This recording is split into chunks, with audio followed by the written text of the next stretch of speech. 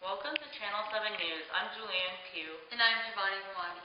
And today we are going to talk about the cons of social networking on America's youth and the effects of social networking on America's modern generation.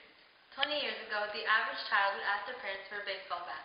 Nowadays, they are asking their parents for a Facebook account or the newest iPhone or iPad. We are excited to have two experts with us today, Rashid and Balana. It is a pleasure to have you guys here with us today. The pleasure is mine. This topic has been a growing area of concern towards the American public, as instead of trying to keep their kids inside the house on some days, an increasing worry is how to encourage kids to do outdoor activities. Instead of seeing their kids with a football or a basketball in hand, now parents oftentimes see their children texting or tweeting. Kids now under the age of 8 can also be seen Snapchatting and Instagramming. I agree. Kids spend too much time online and it distracts them and changes their priorities. Instead of children helping out around the house or envisioning their futures, now they're thinking of ways to find better selfie lighting or better filters for their Instagram pictures. Social networking has taken away time from valuable activities and it is ruining America's youth. So, Rashid, how do you feel about the claims that social media enables the spread of unreliable and false information? I completely agree. With the connections of social media, if one person even suggests a controversial idea, it could rapidly spread and be viewed by thousands, even if it had no truthful evidence. This efficiency has the potential to ruin many lives, opening up a new method of bullying. Now, that opens up the next topic.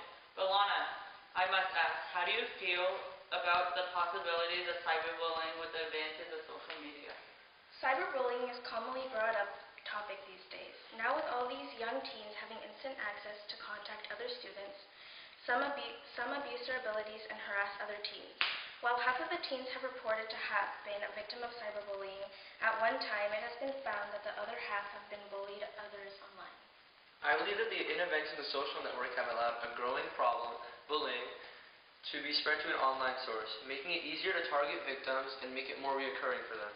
Instead of being talked trash to in person, now teens are experiencing hate chats by anonymous people on Ask FM. It is horrible to see America's youth tearing itself apart.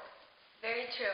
Cyberbullying definitely impacts youth and many times may bring upon a negative effect socially, which leads to academic difficulties as well. Putting a child's studies at risk is definitely not worth it. How do you feel about child's low performance at school being the cause of distractions due to social networking? It is of course unacceptable. Social networking is merely a pastime or a chance to get to connect with friends and have fun. However, when it reaches the point where it begins to affect your academics, it should be held to a certain limit. Studying well is a key in order to become successful in the future, and any diverting your attention in the process should be put aside. No amount of technological innovation should limit time from academics.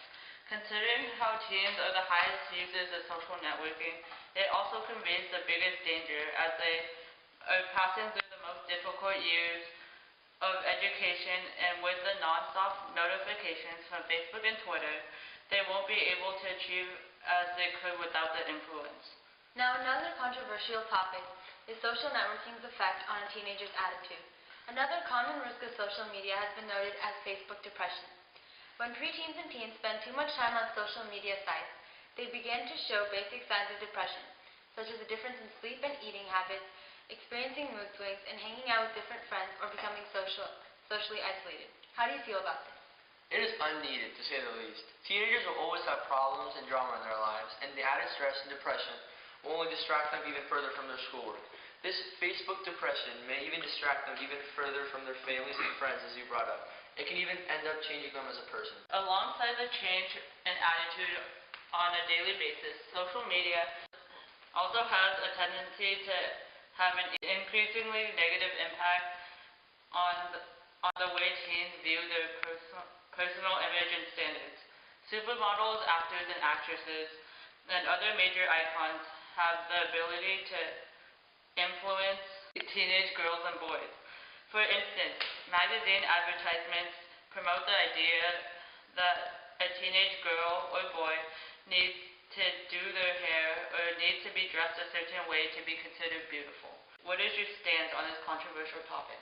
Teens should be taught to value their own definitions of beauty above all else. With the influence of social media, teenagers, girls especially, have begun to see the appearance of others and may feel inferior. However, it is important that each individual feels good about his or herself and to prevent social media from being their motivation. That's all the time we have for today. Thanks for the output, you two, and at least now we can be assured that our audience has a greater understanding of the effects of social networking.